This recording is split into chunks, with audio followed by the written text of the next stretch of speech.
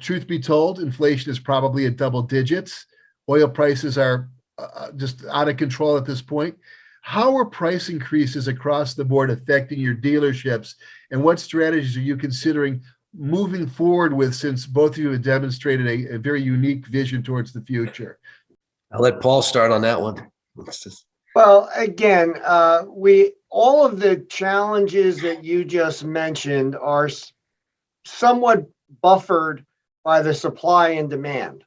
If we had a lot of supply and we had these issues, we would be in a hell of a lot more difficulty than we are now. So we are fortunate that, in my opinion, that we're one car too few instead of several cars too many, because what is out there and buying today, and luckily, again, because of supply, are a lot of need buyers. So the need buyers, unfortunately, need a car for whatever reasons. I don't know if Steve's experiencing this where he's at, but I've never sold so many customers their lease purchases, to such a high rate, because they normally are 3-year trade cycles, taking another car, leasing another car, or whatever. These people, A, they don't have an alternative car. B, the car they're driving, they have significant amount of equity, and I'm buying it for 14 and it's worth 18. So why not buy it for 14?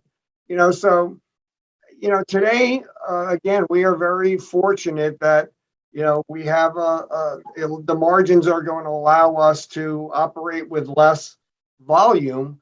And we're really just catering to the need buyer, whether it be need for credit, whether that be need, I don't have a car, whether that be, whatever we all define a need buyer versus a want buyer. Because a guy or girl, a want buyer, I'll wait. I don't need to jump into the waters today.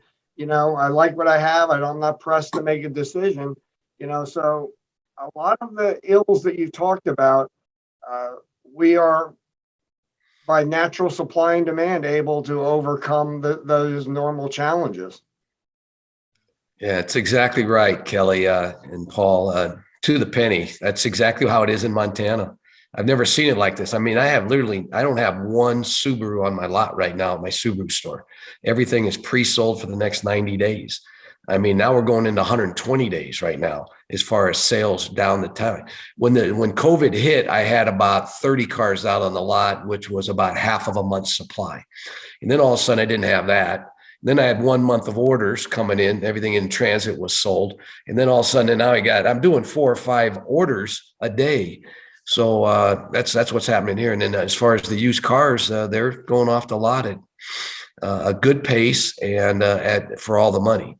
And I'm not taking a bath at auto auction. So I don't know if any of that stuff's going to soften this year, but so far I haven't seen any signs of it.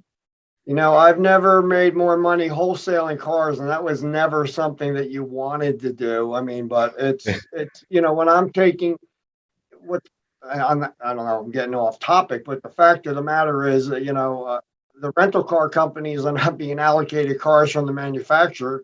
So they're taking cars that are 10, 15,000 mile cars under 36,000 miles and paying more than full retail for them because it's an income generator for them. So if they're paying $2,000 more, that's okay because they're generating significantly more income from it. So this whole cycle, I agree with you. I don't think we are going to see a change in that at least for a year.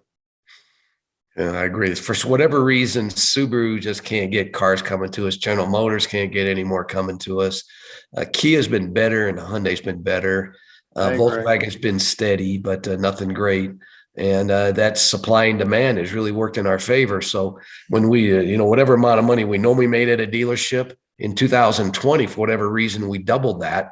And then this last year, we went up another 100%. In the last year. I mean, it's been incredibly good to be a car dealer the last 2-3 years. So, and right now it's still trending that same way so far for the first quarter.